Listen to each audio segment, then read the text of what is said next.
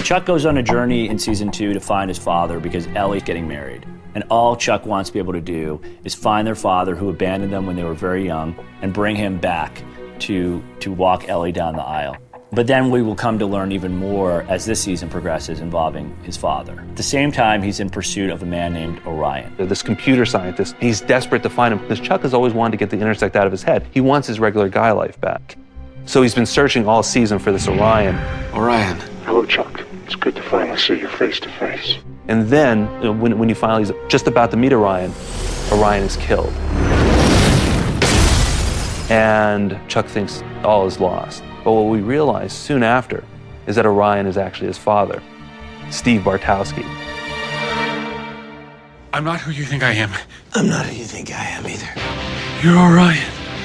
His pursuit of his father and his pursuit of Orion actually lead him to the same man, and that his father was the original designer of the Intersect computer. And that part of the reason his dad took off when he was young was because the government was after him, and he wanted to be able to protect his kids by being away from them. This has an incredible emotional ramifications for Chuck, as well as sending our story, spiraling into new directions.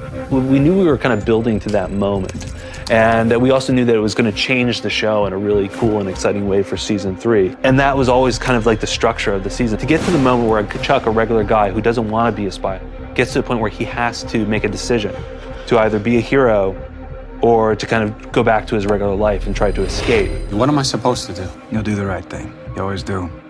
That's why I sent you the Intersect in the first place. We actually have a real mapped out plan we did for the season and knew where it was all leading and where we'll all go next year. But at times it can be complicated. But I think at the end of the day, if you're invested in Chuck's emotional journey through all of this, if you're invested in the Chuck-Sarah romance and his relationship with his friends and his family is important, and we keep trying to make sure that at the end of the day you get Chuck good, Fulcrum bad. All you need to know.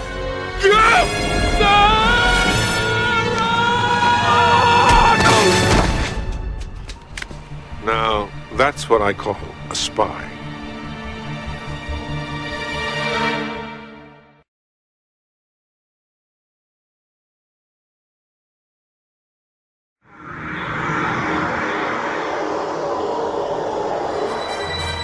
Before you do anything rash, I think you should know that I have the cipher. Hand it over right now. Don't you think we should discuss terms first? What happened to turn Chuck into a spy is on his birthday, he got an email from his old college buddy, Bryce Larkin.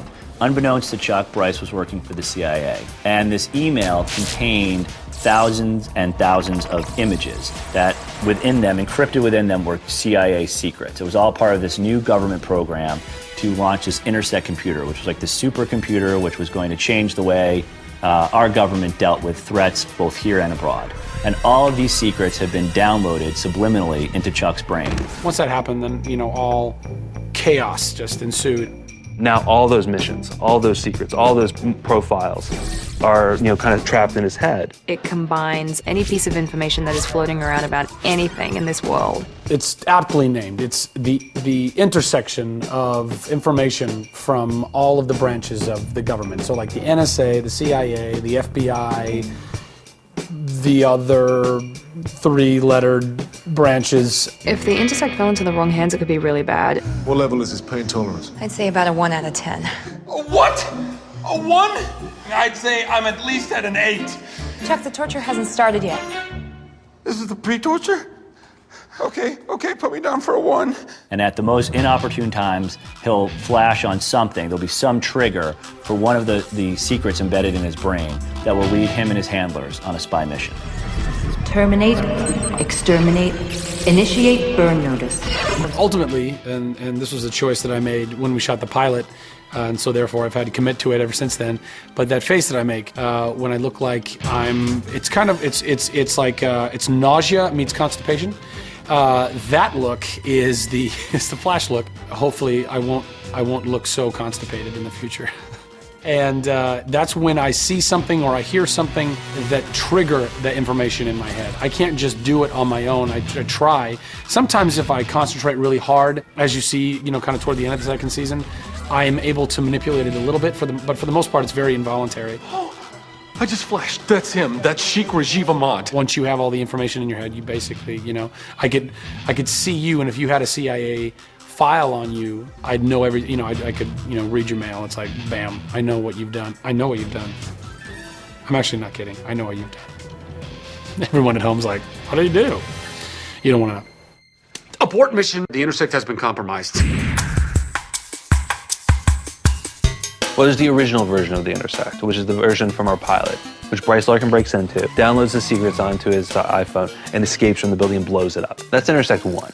Now, all throughout our first season, we realized that the government is building a second Intersect. So at the end of our first episode of season 2, Chuck, Sarah, and Casey have recaptured the cipher, which is the key component for this new Intersect. And it's delivered back to Washington, where Langston Graham, the head of the CIA portion of the team, brings a group of spies in for a new update of this new Intersect computer. So they put the cipher into the computer. It drops down into the console, and the computer begins to activate. What we realize is that the cipher is a Trojan horse. A Trojan horse sent by Fulcrum. It causes the computer to explode. Intersect 2. We realize that the government has made a third computer.